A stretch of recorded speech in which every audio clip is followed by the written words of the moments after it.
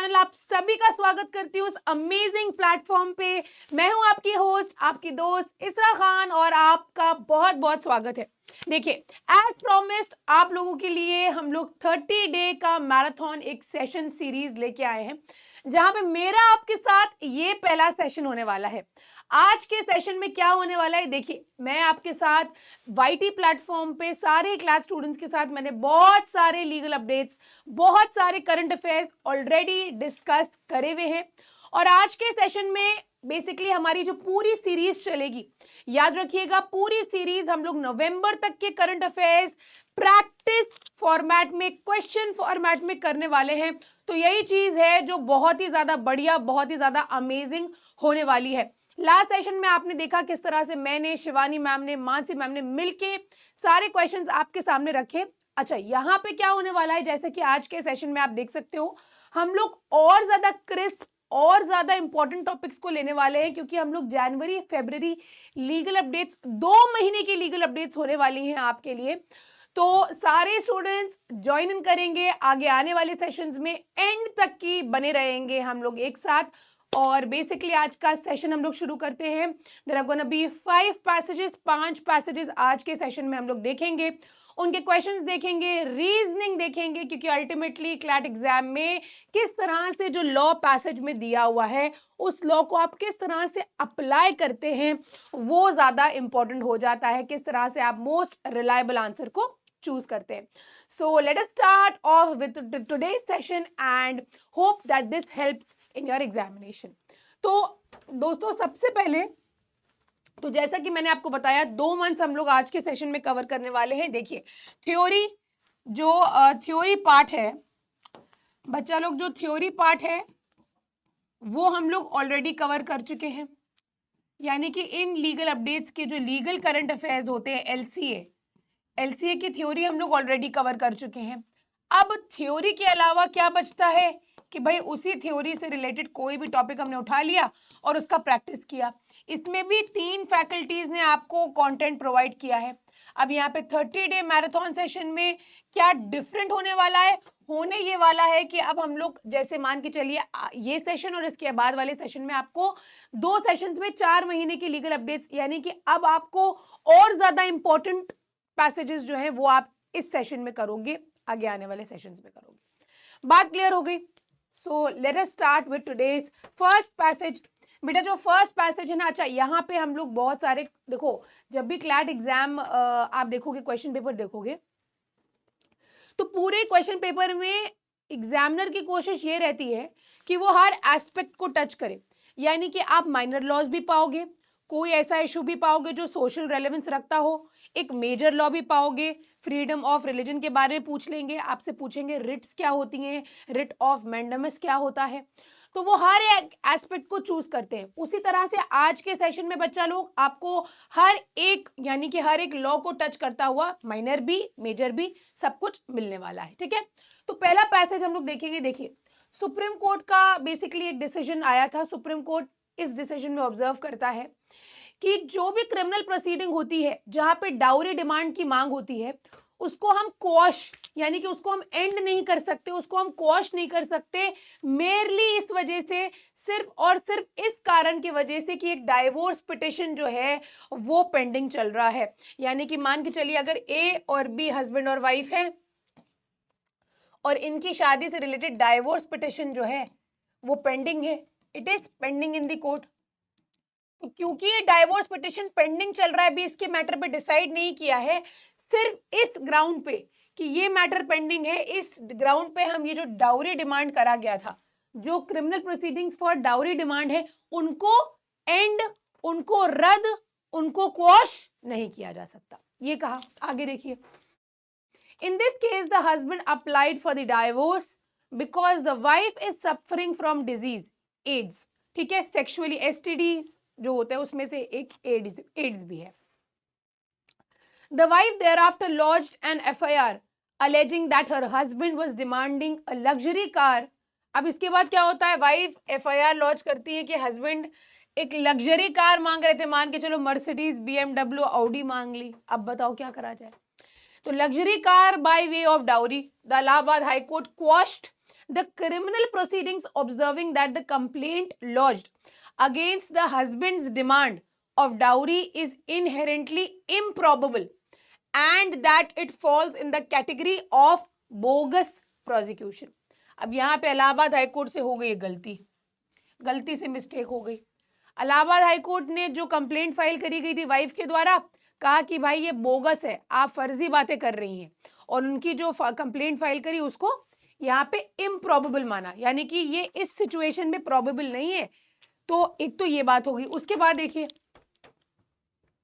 Next, in an appeal filed by wife. अब wife क्या करती है, सुप्रीम कोर्ट में अपील फाइल करती हैं। आप जानते हो हमारे वहां क्या है, इंटीग्रेटेड सिस्टम है, इंटीग्रेटेड सिस्टम है, और इस इंटीग्रेटेड सिस्टम में पहले आप निचली अदालत जाओगे, फिर उसके ऊपर मान के चलो डीसी जाओगे, डिस्ट्रिक्ट कोर्ट चले गए, फिर उसके बाद एचसी जाओगे, एचसी के बाद एससी जाओगे। तो ये है, अब वो high court, Allahabad High court के बाद वाइफ जाती है कहाँ, supreme court, that is the apex court. Supreme court जाती है and noted that the time when the High court pass the order his charge sheet was already filed against the accused having found the prima facie case against the accused। ये निकल के आ गया था कि एक case बन के आ रहा है।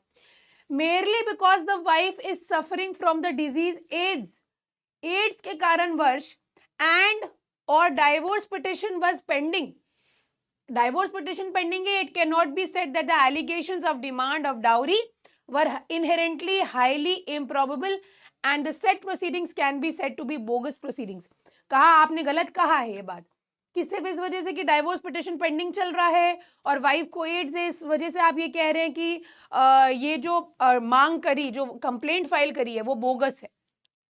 आगे देखिए बेटा, therefore the reasoning given by the high court while quashing the criminal proceeding is not germane। I hope I'm not pronouncing it wrong। The bench of justices M.R. Shah and C.T. Ravi Kumar, इन्होंने ये matter decide किया।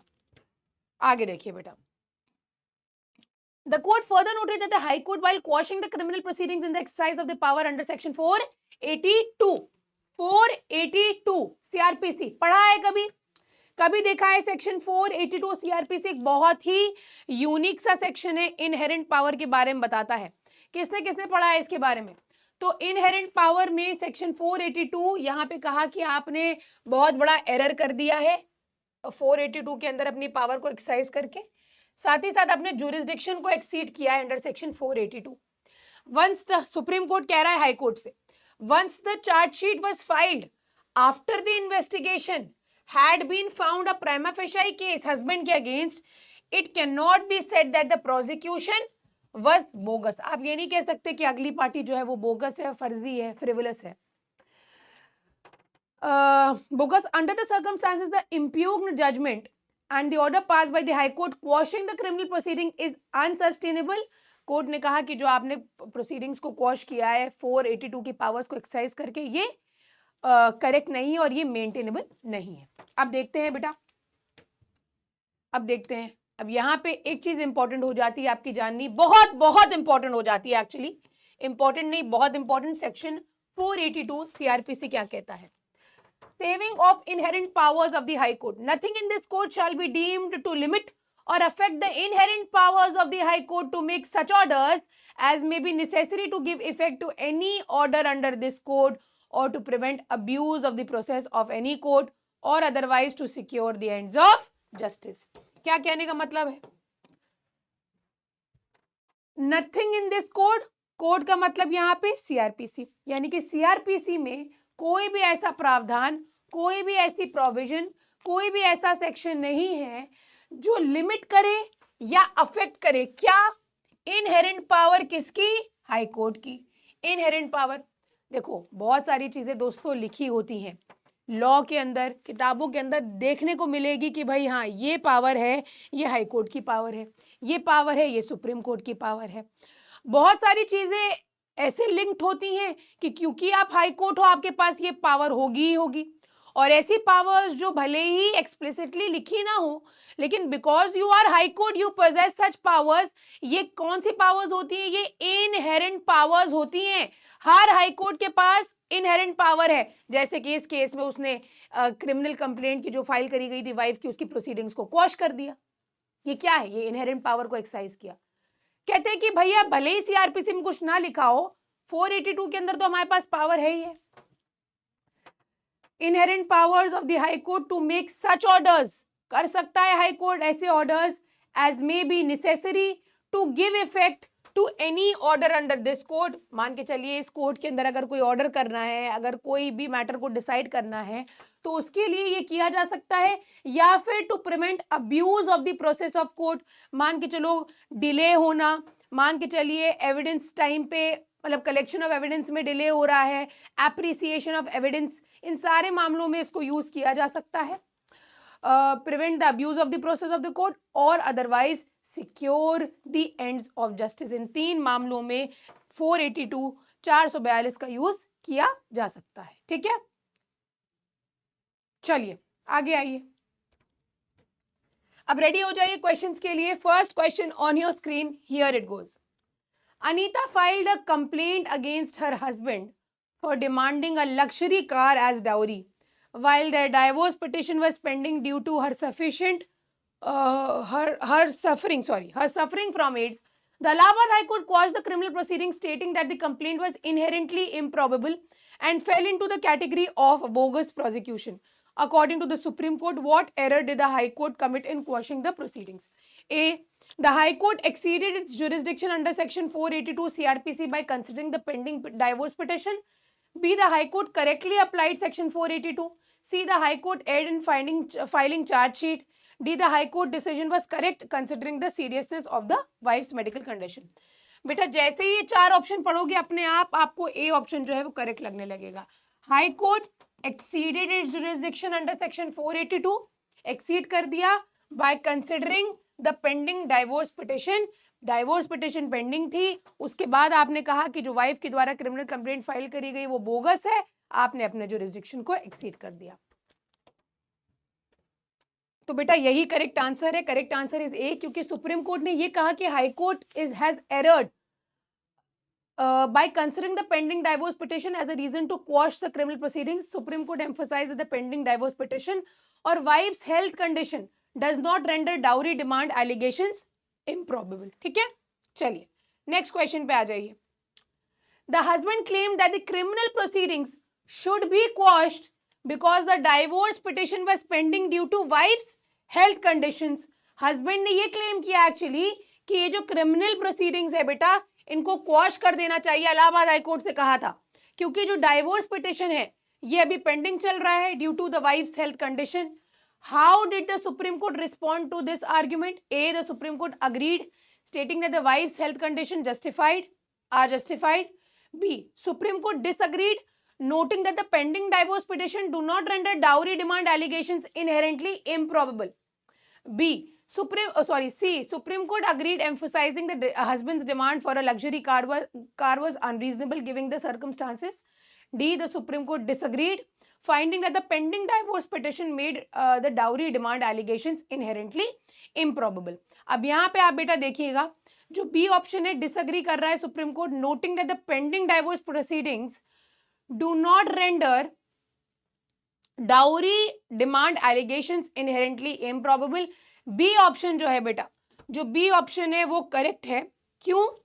क्योंकि यहाँ पे D option क्या कह रहा है, देखिए, Supreme court disagreed finding that the pending divorce petition made the dowry allegations inherently improbable, नहीं किया था ऐसा, हेंस बेटा बी ऑप्शन करेक्ट हो जाएगा। आगे आइए, नेक्स्ट क्वेश्चन देखिए। तो यहां पे बेटा करेक्ट आंसर क्या है? बी है, क्योंकि सुप्रीम कोर्ट डिसएग्री कर रहा है कि भाई पेंडिंग डाइवोर्स पिटिशन से कोई मतलब नहीं है और वाइफ की हेल्थ कंडीशन से कोई लेना देना नहीं है, और आप जो कह रहे हो ना कि क्वॉश करा दे, ऐसे मामले में क्वॉश नहीं कराया जाता है। चलिए आगे आ जाइए,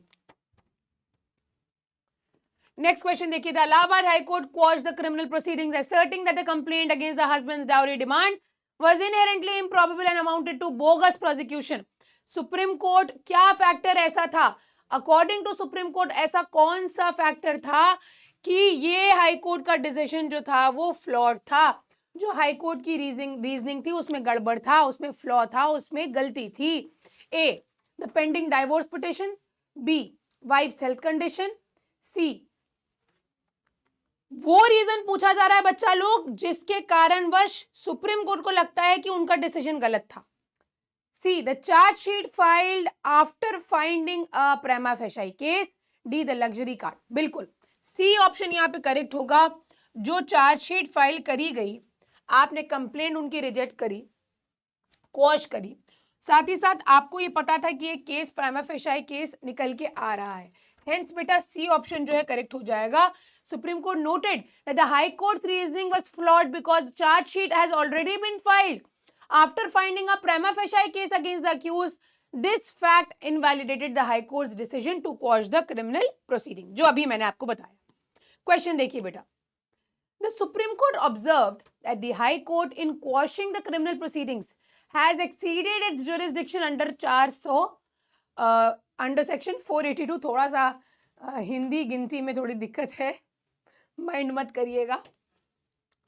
What was the specific reason cited by the Supreme Court for declaring the High Court's decision unsustainable? A, High Court's consideration of wife's health condition about the pending divorce petition, the charge sheet filed after finding a prima facie case, C, the inherent improbability of the dowry demand complaint, D, the luxury car demanded by the husband। बेटा यहाँ पे आप देखोगे जो correct answer है ये explicitly लिखा हुआ है, High Court's consideration of wife's health condition, यानी कि उसकी जो बीमारी, उसको जो डिजीज है, और साथ ही साथ द पेंडिंग डाइवोर्स पिटिशन। इस वजह से बेटा ये जो आपका जो डिसीजन है, ये कहा हाई कोर्ट का डिसीजन अनसस्टेनेबल होगा। चलिए आगे आ जाइए। ए देखिए, Supreme Court specifically mentioned that the High Court exceeded its jurisdiction by considering the pending divorce petition. भाई डाइवोर्स पिटिशन पेंडिंग थी, आपको क्या जरूरत थी क्वॉश करने की? लास्ट क्वेश्चन है बेटा इस पैसेज का, उड़ा दीजिए इसको भी। In response to the High Court's decision to quash the criminal proceedings of the Supreme Court, emphasized that the charge sheet had already been filed against the accused after finding a prima facie case. According to the Supreme Court, why did this fact invalidate High Court's reasoning? कहा जा रहा है कि High court के decision से जो उसने quash किया क्रिमिनल प्रोसीडिंग्स को वाइफ की, सुप्रीम कोर्ट ने ये एम्फसाइज किया कि एक चार्ज शीट ऑलरेडी फाइल करी जा चुकी थी अक्यूज के अगेंस्ट, और एक प्राइमा फेसाई केस भी निकल के आया था। According to Supreme Court, why did this fact invalidate High Court's reasoning?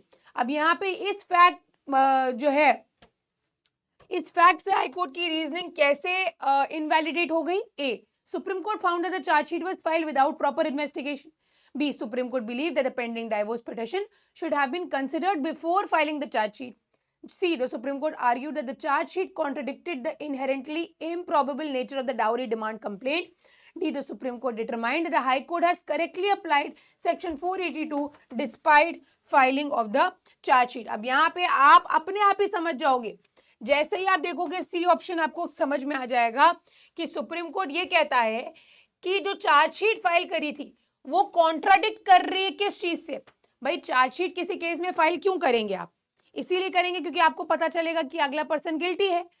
अब आप चार्जशीट भी फाइल कर रहे हो मेरे अगेंस्ट, उसके बाद आप कह रहे हो कि हाँ जो वाइफ कह रही है कि डाउरी डिमांड करी वो गलत है। कैसे हो सकता है? हाँ वो अगर इनोसेंट प्रूव हो गया होता तब आपको लगता कि हाँ वाइफ गलत है। तो यहाँ पे आप एक तरफ उसको गिल्टी भी ठहरा रहे हो, चार्जशीट फाइल हो गई है, उसके अगेंस्ट ट्रायल होगा, और एक तरफ आप कह रहे हो कि वाइफ गलत है। तो दोनों चीजें कैसे हो सकती है? हेंस बेटा सी ऑप्शन करेक्ट हो जाएगा। Supreme Court observed that once the charge sheet was filed after finding a prima facie case, it cannot be said that the prosecution was bogus. चलिए अब हम लोग बेटा बहुत इंपॉर्टेंट टॉपिक के बारे में पढ़ेंगे। आई एम श्योर आपने न्यूज़पेपर्स में और टीवी पे लॉ में कई बार ऐसा सुना होगा डीएनए के बारे में। और डीएनए टेस्ट क्यों किया जाता है बेटा? पैटर्निटी एस्टैब्लिश करने के लिए।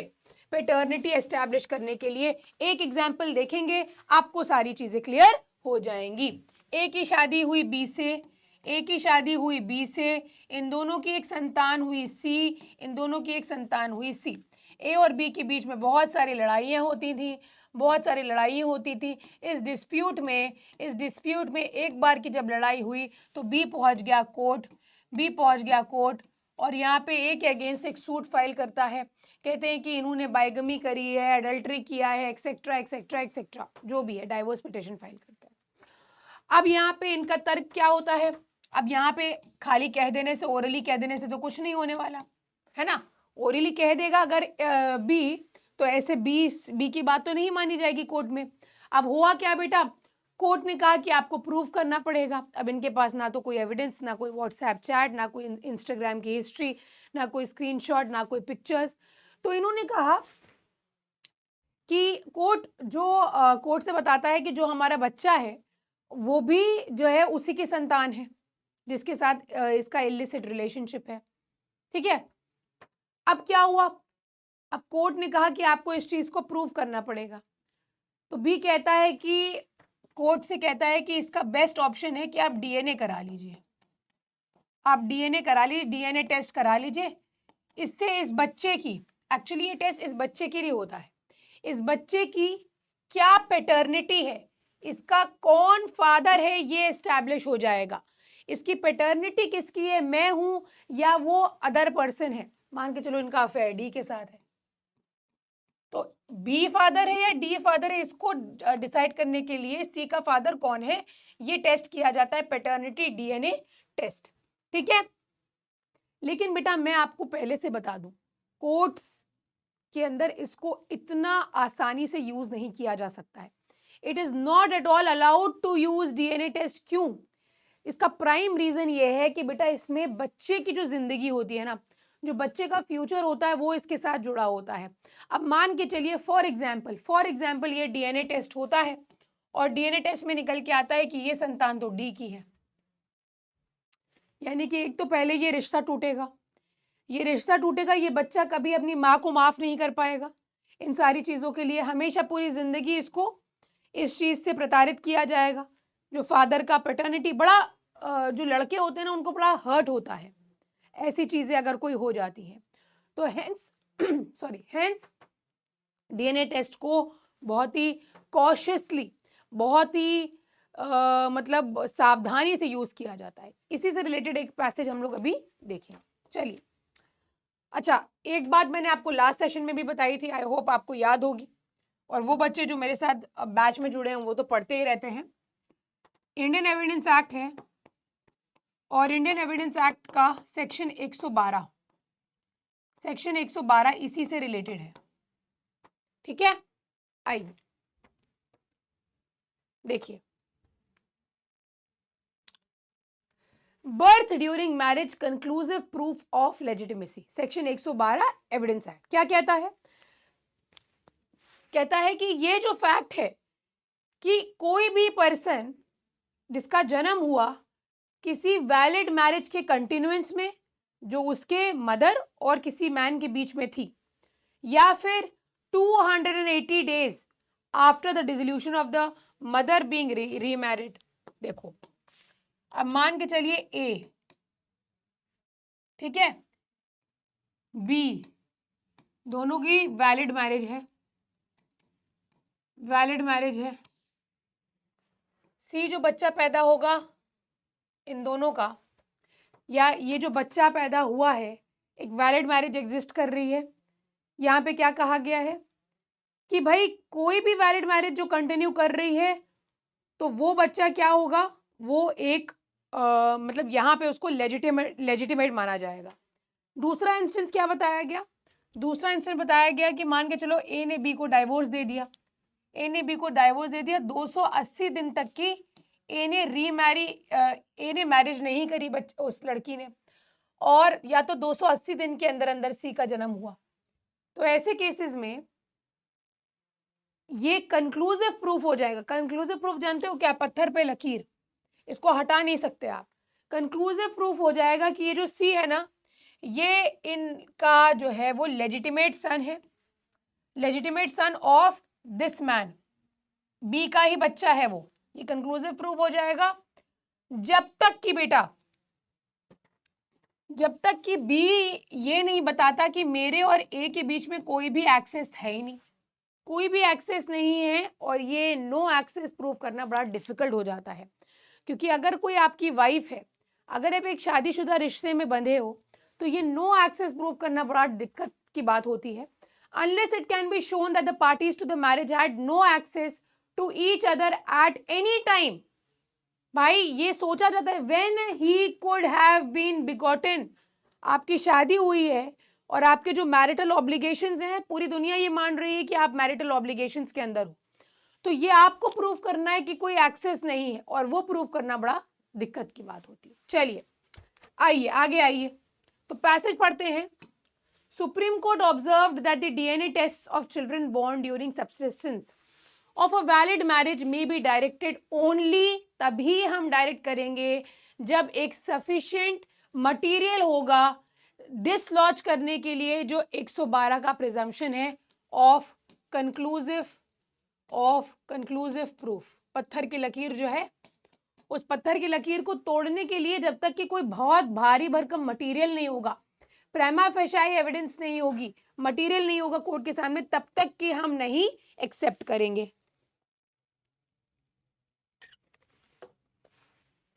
आगे देखिए, the children have the right not to have their legitimacy question frivolously before a court of law. ये चिल्ड्रन के ऊपर होना नहीं चाहिए, ना ही चिल्ड्रन बच्चों का ये अधिकार है कि उनकी लेजिटिमेसी को क्वेश्चन किया जाए कोर्ट में। This is an essential attribute of the right to privacy. भाई आपकी पैटर्निटी क्या है, ये आपकी प्राइवेसी के अंदर इंक्लूडेड होता है। The court also observe that it is not prudent, ये सही नहीं होगा to draw an adverse inference of section 114। Section 114 evidence act कुछ मैटर्स के अंदर प्रिजम्पशन की बात करता है कि इस चीज को प्रिज्यूम किया जाता है।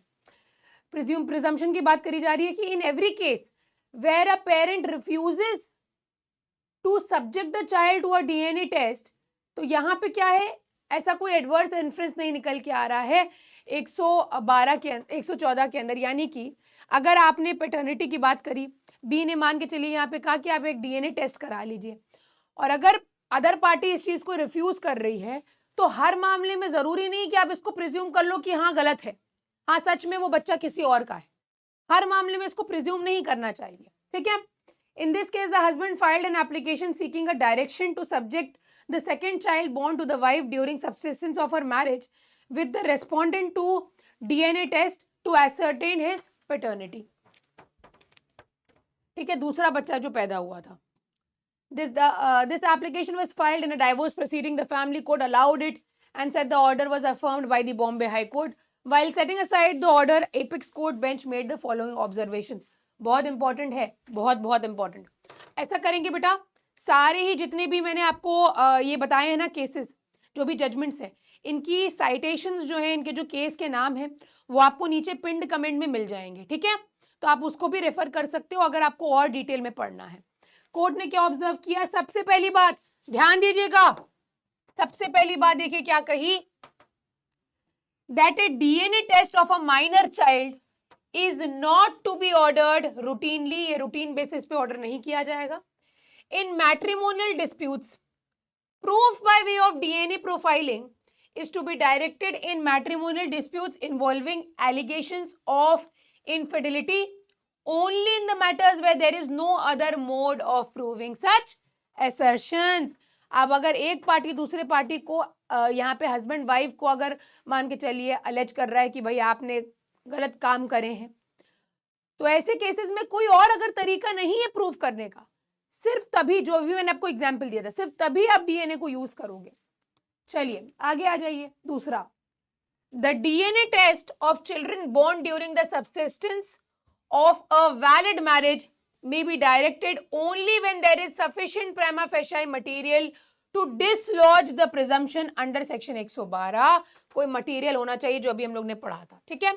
Further, if no plea has been raised as to non-access to rebut the presumption of section 112 of the Evidence Act, a DNA test may not be directed। अगर कोई भी ऐसा प्ली नहीं आया है कि भाई हम नॉन एक्सेस को प्रूव करें, नॉन एक्सेस को प्रूव करें to rebut the presumption. Non access, जब जैसे ही नॉन एक्सेस प्रूफ हो जाएगा कि हस्बैंड और वाइफ के बीच में कोई एक्सेस ही नहीं था, तो वो कंक्लूसिव प्रूफ जो है, जो चीज कंक्लूसिव प्रूफ बन रही है कि बच्चा जो है वो लेजिटिमेट है, जो बच्चा लेजिटिमेट सन है, तो वो नॉन एक्सेस जो है वो प्रूफ करना पड़ेगा।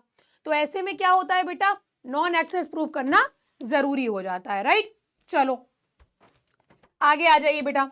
अब यहाँ पे थर्ड पॉइंट देखिए, a court would not be justified in mechanically directing a DNA test of a child in a case where the paternity of a child is not directly in issue but is merely collateral to the proceeding.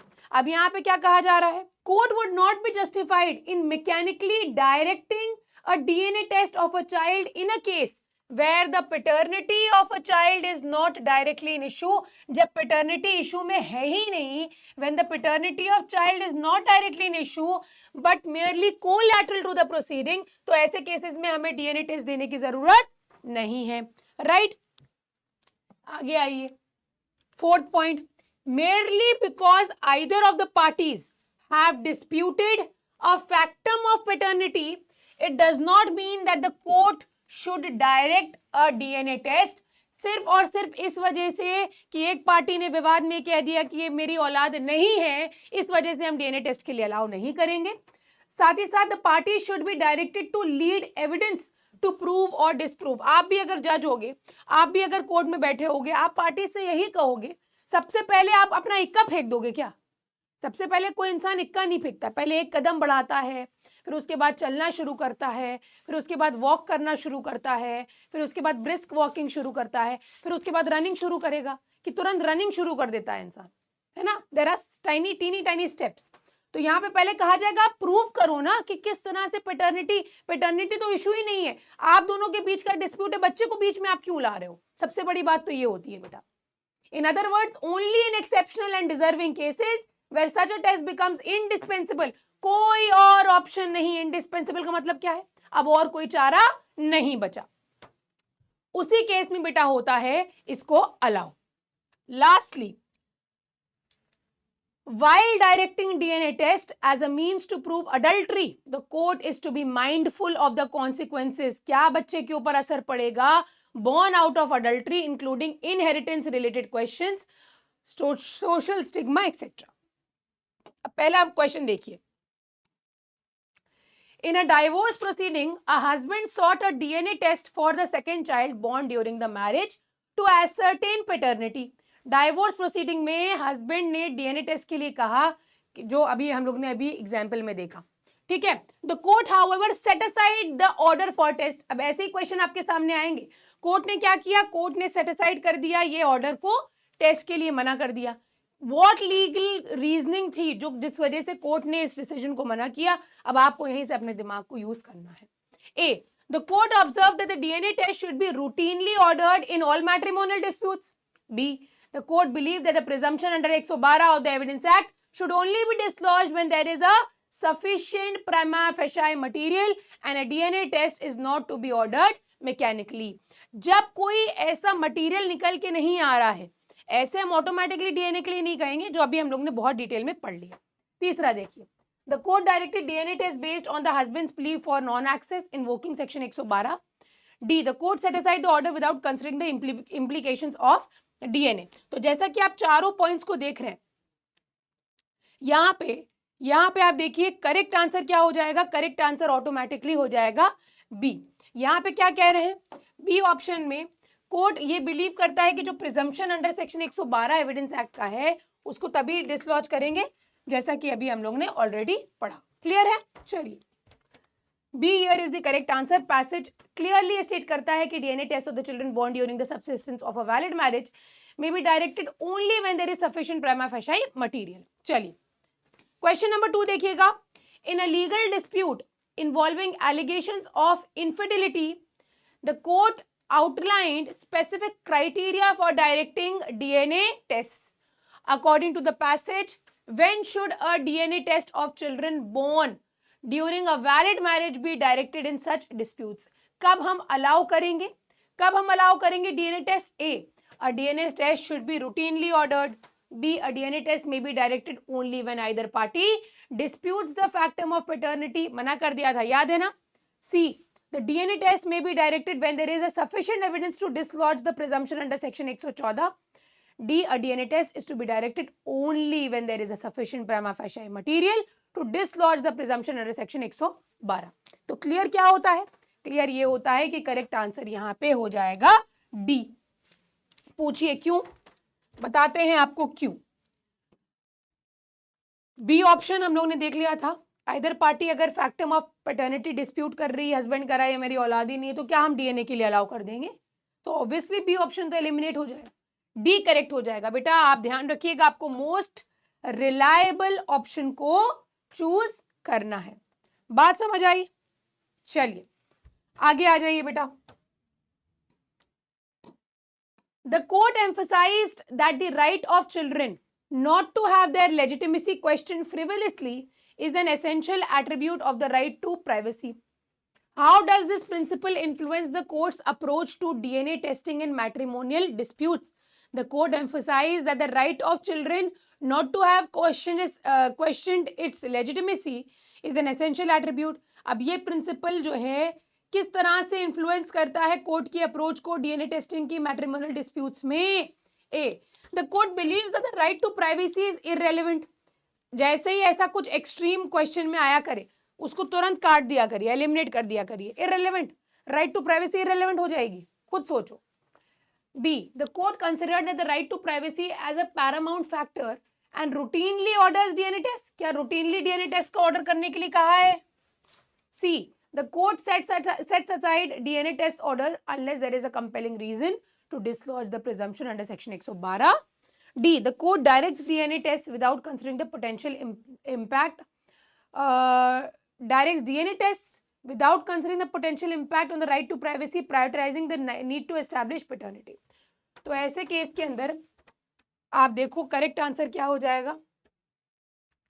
Court ने बेटा मना कर दिया, DNA test cetacide कर दिया order करने के लिए, जब तक कि कोई कंपेलिंग रीजन नहीं आता है कि 112 को डिसलॉज किया जाए जो प्रिजम्पशन दिया गया है। चलिए आगे आ जाइए बेटा। देखिए करेक्ट आंसर क्या है? सी है। The passage emphasizes that the children have the right not to have their legitimacy question frivolously. आप बार बार किसी बच्चे की, या बार बार नहीं, किसी भी बच्चे की आप लेजिटिमेसी को क्वेश्चन नहीं करेंगे कि आपका पिता है या नहीं है, आप अपने पेरेंट्स के लेजिटिमेट बच्चे हो या नहीं हो, मना करता है कोर्ट। ठीक है, नेक्स्ट क्वेश्चन देखिए। The passage states that the court should not mechanically direct a DNA test of a child when the paternity is not directly an issue but is collateral to the proceedings. What legal reasoning supports this stance? कहता है court should not mechanically direct a DNA test of a child when the paternity is not directly in question. बिल्कुल। A, the court believes that DNA tests are only reliable means. B, the court considers DNA tests as routine proceedings. C, the court is mindful of the potential consequences on the children, including inheritance related issues and social stigma. जैसे ही देखना बेटा, बच्चे से related हमेशा बेटा Paramount consideration क्या होता है? Paramount consideration of court custody के मामले में भी होता है बच्चे का वेलफेयर। डीएनए में भी यही होता है, कस्टडी के मामले में भी यही होता है कि हस्बैंड वाइफ के बीच में डिस्प्यूट चल रहा है, पेरेंट्स के बीच में डाइवोर्स के बाद डिस्प्यूट चल रहा है कि बच्चा किसके पास जाए, तो कस्टडी के मामले में भी बेटा यही होता है कि वेलफेयर ऑफ द चाइल्ड देखा जाता है। चलिए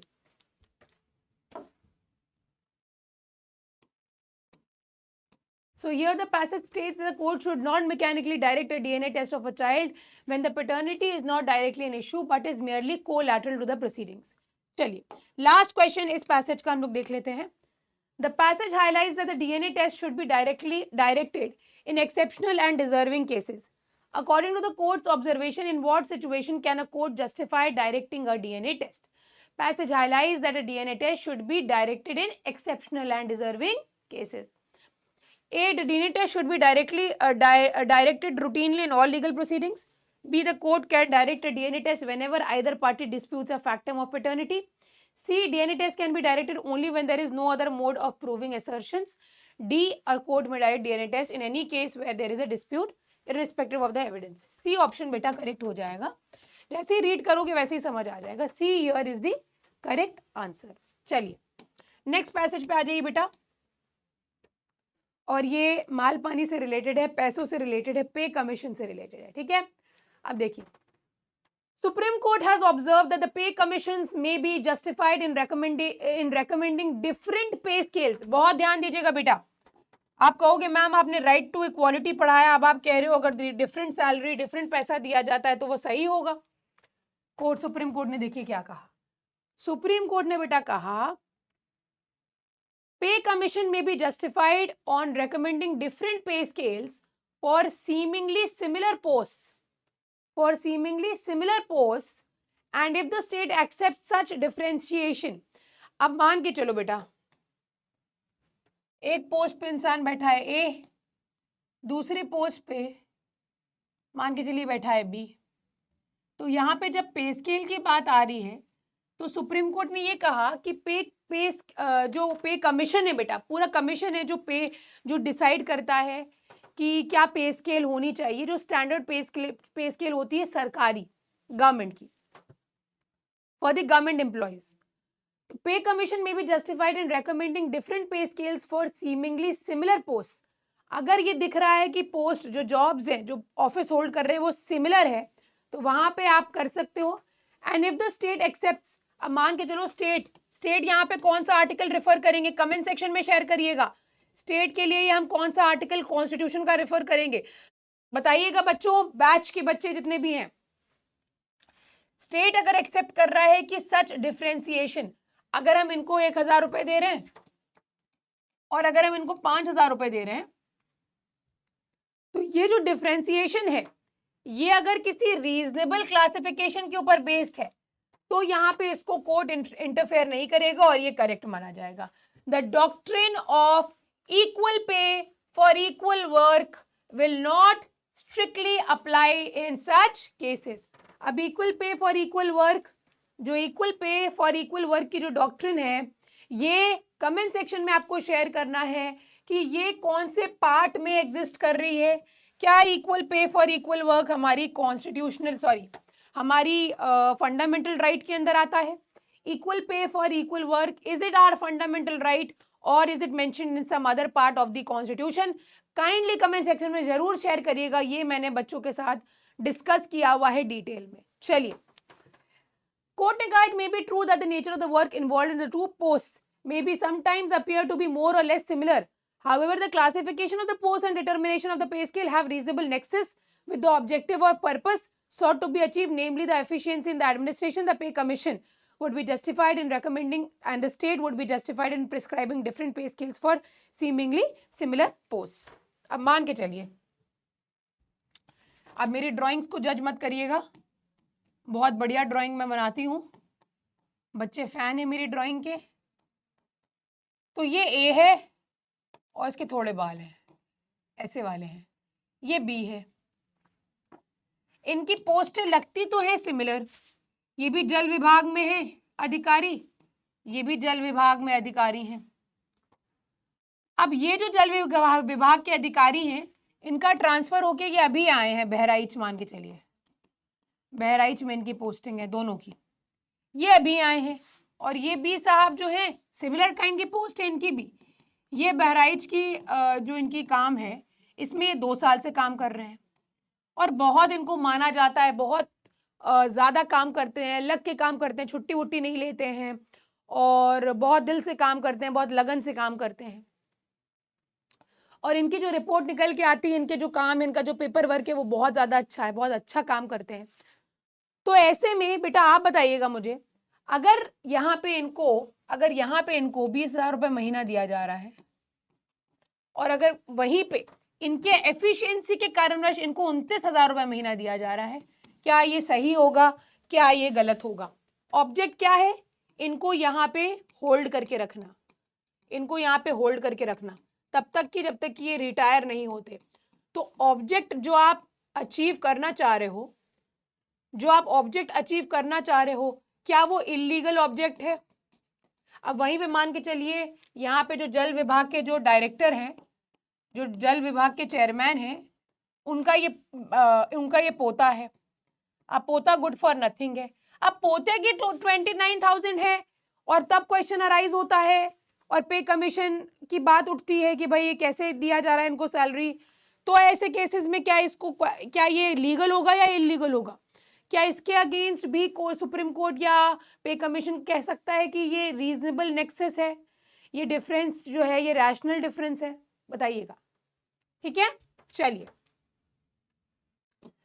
a higher pay scale to avoid stagnation or resultant frustration for lack of promotional avenues or frustration due to longer duration or promotional avenues is also accepted reason for pay differentiation। कर सकते हैं कि promotion को ये achieve करना चाह रहा है या काम ज्यादा करता है, अच्छा करता है, उसको भी दे सकते हैं आप। It is also a well accepted position that there could be more than one grade in a particular service.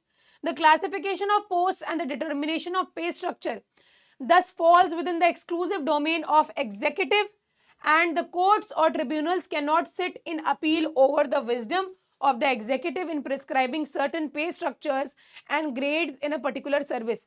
कहा कि जो भी पे स्केल होता है, कितने डिपार्टमेंट्स में डिवाइडेड है, पे कमीशन, ये सारी चीजें एग्जीक्यूटिव के अंदर आती हैं, कोर्ट को उसके अंदर इंटरफेयर नहीं करना चाहिए। और सही बात भी है, जहां पे भी लेजिस्लेचर का सवाल उठता है, जहां पे भी लॉ बनाने की बात आती है, तुरंत जुडिशरी जो हाथ खड़े कर लेती है, कहती है ये हमारा एरिया नहीं है ना, क्योंकि एरिया ऑफ कॉन्फ्लिक्ट आ जाता है, separation of power. The Supreme Court held that in the matters involving financial implications, the power of judicial review is very limited। कहा जहां पे कोई भी ऐसा मैटर है जिसके अंदर फाइनेंशियल इम्प्लीकेशंस निकल के आते हैं, जो जुडिशियल रिव्यू की पावर है ये बहुत ही ज्यादा कम हो जाती है। अब मेरा सवाल है, जुडिशियल रिव्यू देखा तो याद आया, एक बार मैं एक इंटरव्यू ले रही थी और मैंने इंटरव्यू में पूछा कि जुडिशियल रिव्यू क्या होता है। छोटा ही सा क्वेश्चन था मेरे अकॉर्डिंग, और एलएलएम था जिसका भी इंटरव्यू था, XYZ पर्सन। तो जो पर्सन था उन्होंने जवाब दिया कि जुडिशियल रिव्यू होता है जब जुडिशरी अपने जजमेंट्स को, अपने ऑर्डर्स को रिव्यू करती है। और उसी वक्त उसी समय, उसी क्षण ऐसा लगा कि मतलब मैंने क्या ही सुन लिया, और मैंने खुद ही लॉ क्यों किया अगर यही सुनना था, या इस पर्सन ने लॉ क्यों किया। बेटा मैं ब्रीफली बता दूं, judicial review is the review done by the judiciary, specifically by the Supreme Court, by the high courts of what, of the laws made by the state legislative assemblies, the law made by the parliament on the touchstone of the constitution, according to the constitution, on the application of the constitution, on the application of the fundamental rights, कि whether is it not against the fundamental rights, whether is it not against the constitution, the law made by the parliament and the SLAs। clear? तो यहाँ पे क्या कहा जा रहा है, Supreme court held that in the matters involving financial implications the power of judicial review is very limited। ऐसे matters में the wisdom of the concerned expert body is amenable to judicial review only जहां पे gross case of arbitrariness निकल के आता है, जहां पे सामने सामने दिख रहा है कि यहाँ पे यार विवाद है और यहाँ पे आर्बिट्री एक्ट किया गया है, राइट, वहां पे तो जुडिशियल रिव्यू हो सकता है। Lastly, a bench comprising of Ajay Rastogi and Bela M. Trivedi justices made the aforesaid observation while setting aside orders of the Central Administrative Tribunal, बहुत बड़ा ट्रिब्यूनल है बेटा, CAT, and the Delhi High Court granting parity pay scale of junior design officers JDOs in the Navy with that of civil technician officers, civilian technical officers, CTOs। While doing so, the bench emphasized that the equal pay can be granted, but only if it is for equal work with equal value। Equal work कर रहे हैं, equal value है आपकी, तब। It opined that the duties and responsibilities of JDOs and CTOs are distinct, different है। Their promotional avenues were also based on different criteria. ये देखा जाता है कि आपके जॉब रोल में कितना एरिया है प्रमोशन का, कितना स्कोप है प्रमोशन का, right. The court was to determine whether the tribunal and the high court were justified in awarding parity in the payment। It noted that the power of judicial review in the matters of classification of posts and determination of pay scale is limited। The same being complex matters, the court thought it is best left to an expert body relying on precedents on the scope of judicial review। It inferred that the court should only interfere if there is a cogent material on record। ये सारी चीजें हैं बेटा। चलिए, पहला question देखते हैं, the state has implemented different pay scales for JDOs and in the Navy and CTOs, citing the need to avoid stagnation and frustration in promotion avenues. According to Supreme Court's observation, can the court interfere in this matter if there is a reasonable classification and nexus with the objective of efficiency in the administration? पूछा जा रहा है कि अगर efficiency maintain करने के लिए administration के अंदर अगर ऐसा किया गया, डिफरेंट पे स्केल है JDOs और CTOs का, तो क्या यहाँ पे कोर्ट को इंटरफेयर करना चाहिए? बताइएगा। ए, yes, because the doctrine of equal pay for equal work strictly applies. B, no, as long as the differentiation in the pay scales has a reasonable nexus with the objective of the efficiency in administration, the court will not interfere. B, maybe it depends on whether the state can prove there is a significant efficiency. D, yes, only if there is a unanimous decision among the affected employees that the pay scales are unjust. तो clearly answer आपको दिख रहा होगा, B here is the correct answer. जब तक कि difference जो create कर रहे हो आप पे स्केल में वो रीजनेबल है और ये क्लासिफिकेशन रीजनेबली आप सस्टेन कर पा रहे हो, तो यहाँ पे कोर्ट इंटरफेयर नहीं करेगा, हेंस बी ऑप्शन जो है करेक्ट हो जाएगा, right? The passage states that the state accepts differentiation based on reasonable classification and it has a nexus with the objective of efficiency in the administration. Next question. The court emphasized that the power of judicial review is limited to the matters involving financial implications and interference is warranted only in cases of gross arbitrariness and unfairness. How does this principle apply to the case of JDOs seeking parity in pay with the CTOs? A, the court can review the financial implications if there is any disparity. B, the judicial review is limited and interference is only permissible if there is a clear case of arbitrariness. C, yes, the court can intervene. B, no, judicial review is not applicable on the cases of financial implications. D भी correct है, B भी correct है, आप देख सकते हो. Judicial review is limited and interference is only permissible if there is a clear case of arbitrariness. Clear है? तो यहाँ पे आप देखोगे बी ऑप्शन ज्यादा रिलायबल हो जाता है. Judicial review is not applicable in the cases involving financial implications, ये भी हम लोगों ने देखा, लेकिन यहाँ पे बी ऑप्शन करेक्ट हो जाएगा. आगे आइए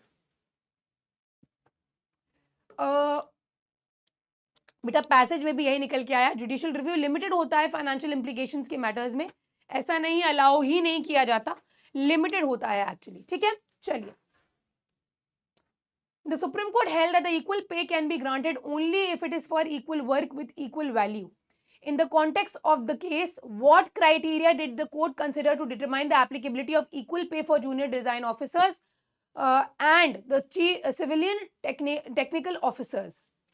A, the court focused on the subjective perception that the employees regarding the similarity of their duties. B, the court examined the distinct duties and responsibilities of JDOs and CTOs and their promotional avenues based on differential criteria. C, maybe it depends on the whether the employees of both groups agree their work is similar. D, yes, the court deems the subjective value of the work.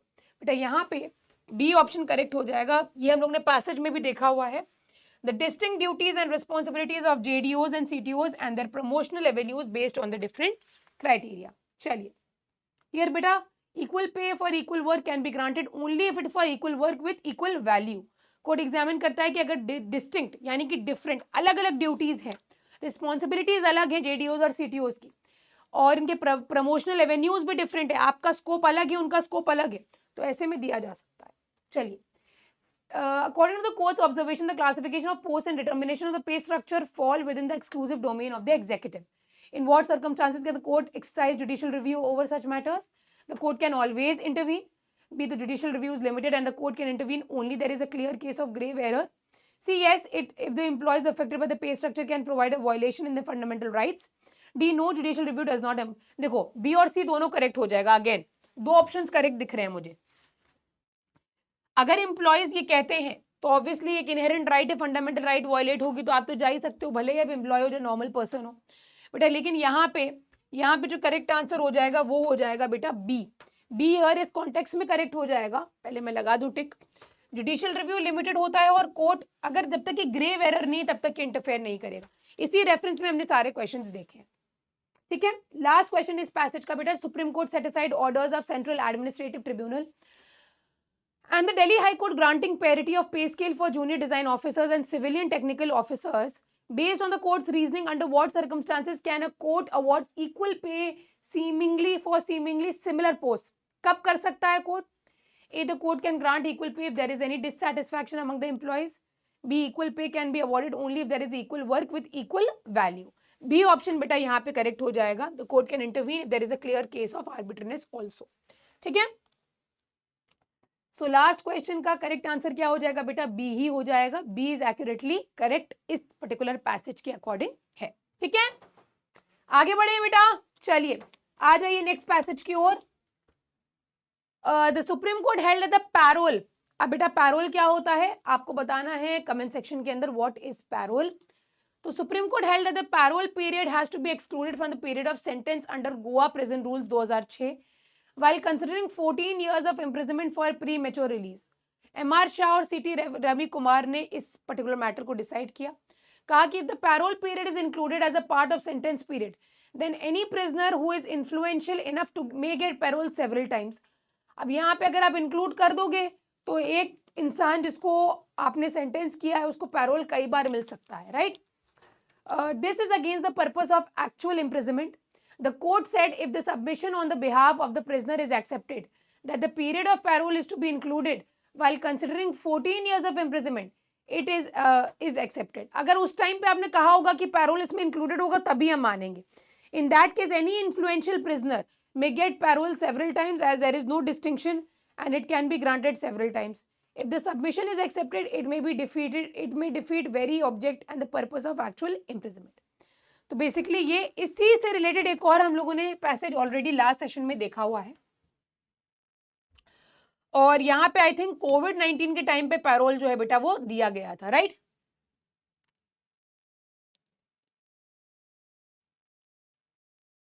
यहाँ पे तो यहाँ पे कहा गया the bench was considering a challenge against the Bombay High Court relating to rule 335 of Goa prison rules and section 55 of the Prisoners Act. The court reserved its judgment in December 2022 during which तो ये सारी चीजें आई थी बेटा सामने parole period से related. High court in this case relies upon the rules to say that the parole can not be equated to remission. अगर आपने किसी को पैरोल पे यानी कि टेम्पररी अगर आपने किसी को बाहर भेजा है, जेल से बाहर भेजा है, जैसे बेल नहीं होता है, कंडीशनल रिलीज किया है उसका, तो उसको ये नहीं कहा जाएगा कि सेंटेंस मान के चलो उसको 14 साल की सजा दी गई है और अगर आपने 6 महीने का पैरोल किया है तो उसके 14 साल में वो कट हो जाए. ऐसा नहीं है. ठीक है, योर लॉर्डशिप्स. अब यहाँ पे क्या कहा? We are not concern with the remission but with the actual sentence. Your lordships may disregard furlough. Furlough क्या होता है? Furlough is a matter of right, bail is not. Furlough मतलब एक तरह से पैरोल होता है. Normally it should not be granted unless there is some exceptional circumstances. ठीक है, चलिए आगे आ जाइए. और बेसिकली सुप्रीम कोर्ट का एक डिसीजन आया था बेटा Sunil Phoolchand Shah versus Union of India के केस में, which noted that the period of parole will be considered as a part of preventive detention period. Preventive detention is not conviction, it stands on a different footing. Justice Shah said parole is for a fixed period unlike bail. Justice Dave ने कहा. The court then pointed out that the difference between parole and furlough, as far as the latter is concerned, one is entitled to it every 2 years. Parole, however, is on application made by the accused to get some relief. Furlough क्या होता है बेटा? ये हर 2 साल में दिया जाता है. Right, the court said during the hearing, lordships have to consider how bail, parole and furlough are used. In bail, the nature of the custody changes from jail to private custody. It won't count. Bail and parole have different connotations. In furlough, the nature of the custody remains the same. तो बेटा ये सारी चीजें इसमें discuss करी गई थी. इसी से रिलेटेड हम लोग क्वेश्चन देखेंगे. Ramesh, a prisoner serving 14 years sentence, applied for parole multiple times. बहुत बार अप्लाई किया. Arguing that the parole period should be considered part of his sentence. According to the Supreme Court's recent decision, what would be the outcome of Ramesh's claim? A. Accepted as the parole period contributes to the actual imprisonment. B. Accepted given that the Supreme Court encourages prisoners to apply parole regularly. C. Rejected as included the period as including the parole period in the sentence defeats the purpose of actual imprisonment. D. Rejected as unless exceptional circumstances are justifying.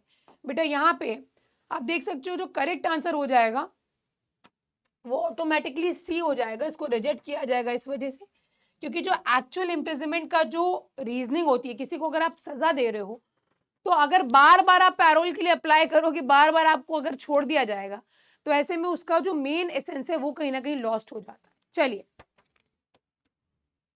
so here the passage clearly states the Supreme Court is of the view that the period of parole should be excluded while considering the actual imprisonment. This is because including parole period as a part of sentence could allow influential prisoners to exploit the system by obtaining parole multiple times. Next question पे आइए. The Goa prison rules were challenged in the Supreme Court about inclusion of parole period in the overall sentence.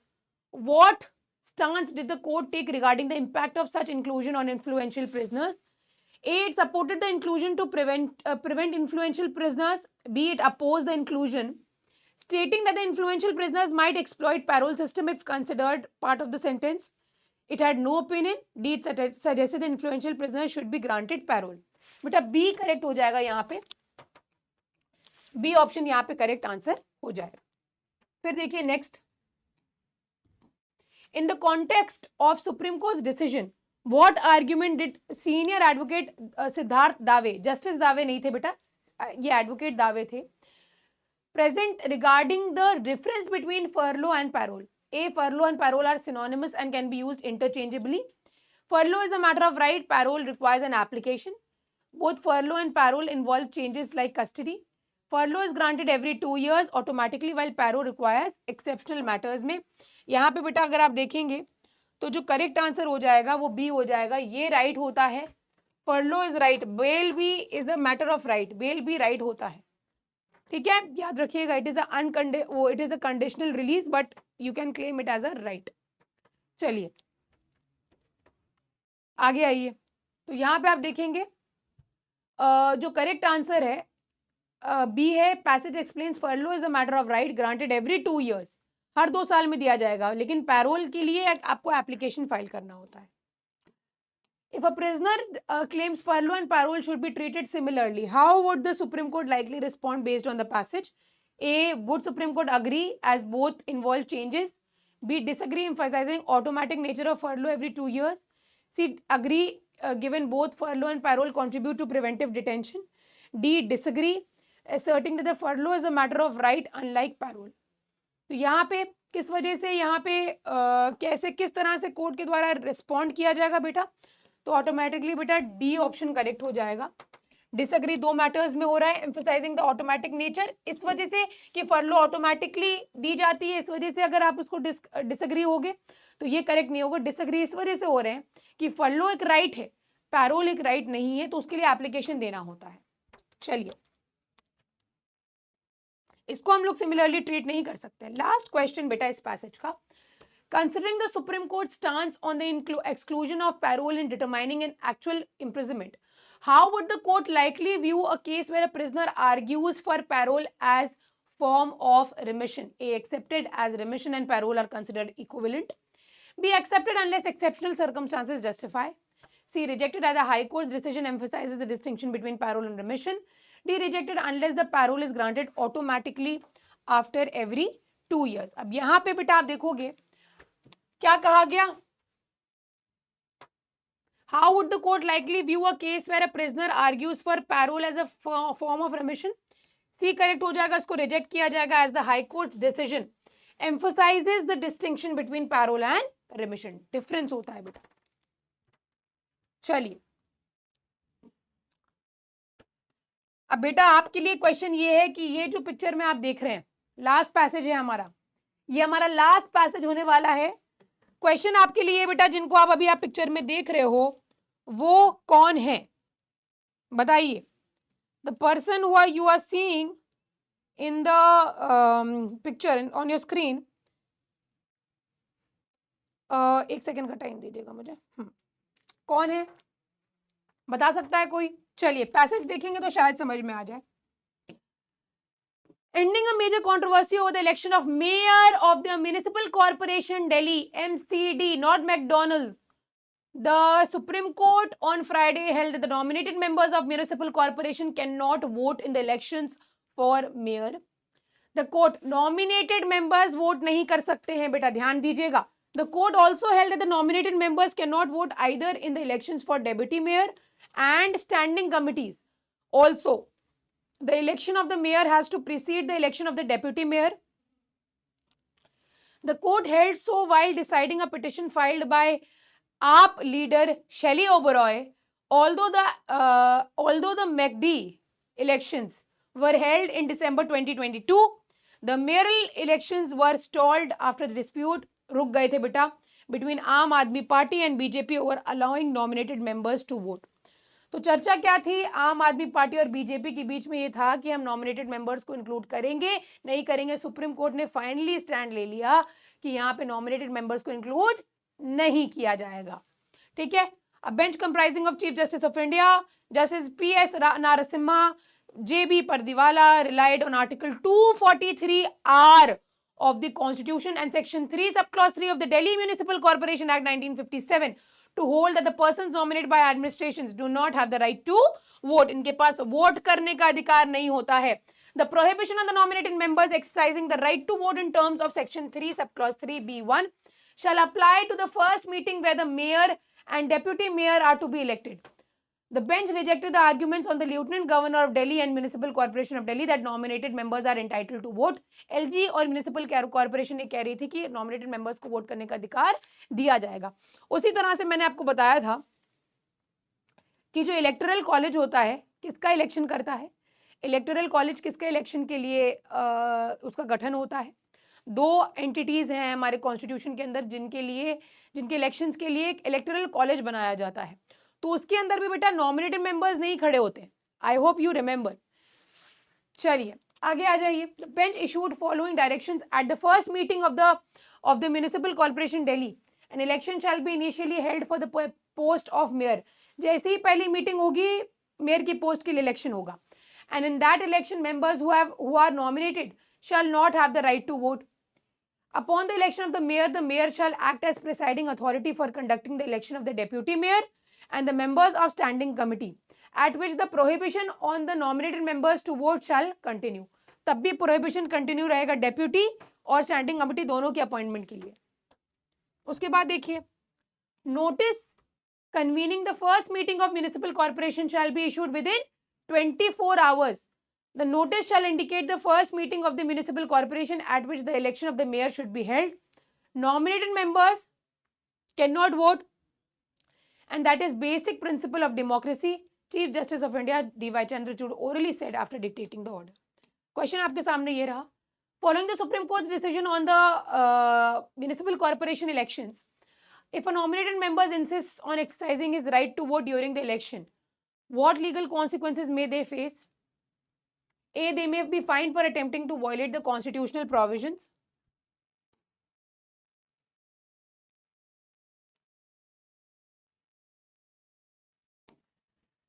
B. They may be disqualified from participating in any future municipal elections.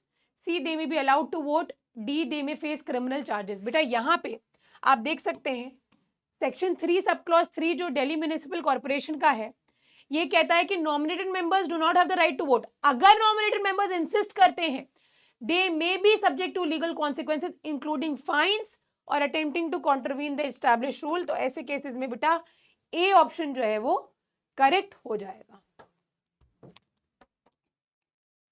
Next question देखिए.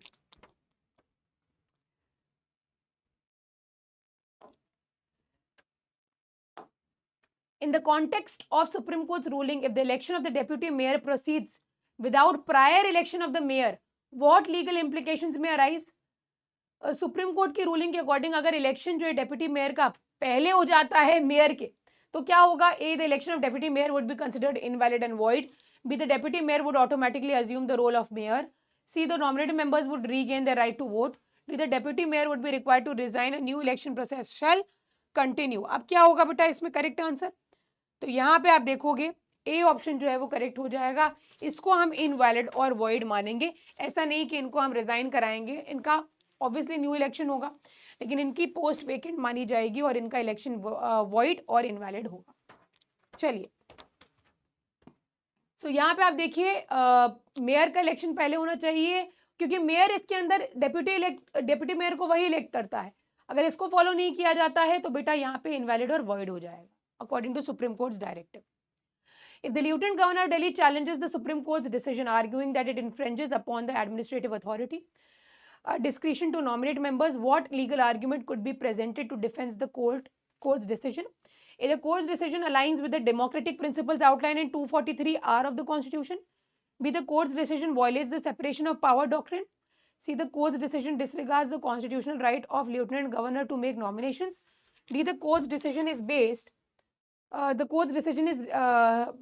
on misinterpretation of Section 3, Subclause 3 of the Delhi Municipal Corporation Act. अब यहाँ पे देखिए correct answer क्या होगा. तो court का decision अगर 243R की हम लोग बात करें, सेक्शन 3 सब क्लॉज 3 की बात करें, which outlines the democratic principles governing the election process, the prohibition on nominated members voting aligns with these democratic principles. Hence अगर आप देखेंगे तो बी सी डी दोनों इनकरेक्ट हो जाएगा, ए ऑप्शन जो है वो करेक्ट हो जाएगा. ठीक है, चलिए नेक्स्ट क्वेश्चन देखिए. Considering the Supreme Court's directive that the notice convening the first meeting of municipal corporation should be issued within 24 hours, क्या legal consequences arise होंगे बेटा? A, the entire mayoral election would be deemed null and void.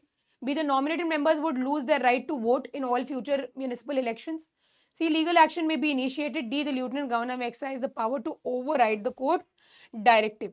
अब यहाँ पे अगर आप देखेंगे तो अगेन ए ऑप्शन जो है वो करेक्ट हो जाएगा. जो मेयरल प्रोसीजर है, पूरा प्रोसेस है, उसको नल एंड वॉइड डिक्लेयर किया जा सकता है अगर यहाँ पे notice convening the first meeting of municipal corporation should be issued with in 24 hours. तो ऐसे में बेटा जो मेयरल इलेक्शन प्रोसेस है उसको नल एंड वॉइड डिक्लेयर किया जा सकता है. देखिए यहाँ पे failure to adhere to this timeline may have legal consequences and one possible outcome is that the entire mayoral election process would be deemed null and void. Last question है, if a member of standing committee challenges the prohibition on nominated members to vote during their election, what legal argument could be made to support their claim? Right.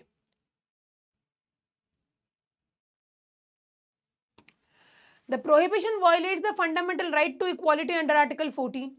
The prohibition infringes upon the autonomy of the standing committee. See, the prohibition contradicts the democratic principles enshrined in Article 243R. D, the prohibition is arbitrary and lacks a reasonable nexus to the objective of free and fair elections. तो जैसा कि आप देख सकते हैं चारों option में जो करेक्ट आंसर है वो है सी. प्रोहिबिशन कॉन्ट्रडिक्ट करता है डेमोक्रेटिक प्रिंसिपल्स के साथ जो article 243R of the constitution में प्रोवाइडेड है, जिसको हम लोगों ने ऑलरेडी देख लिया है. So here the nominated members to vote is arbitrary and goes against the democratic principles.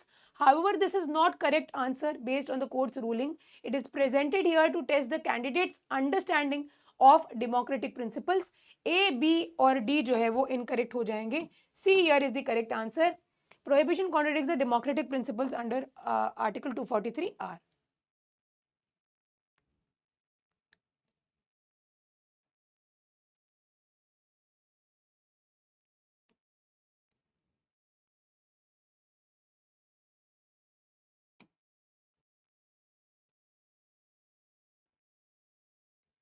ठीक है, चलिए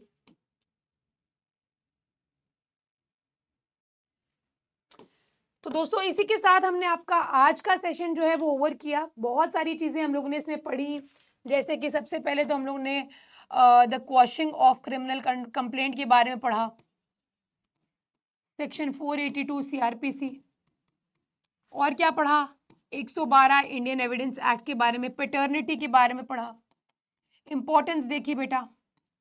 उसके बाद हम लोग ने आर्टिकल 243R के बारे में पढ़ा जहाँ पे मेयरल इलेक्शंस के बारे में बताया गया है.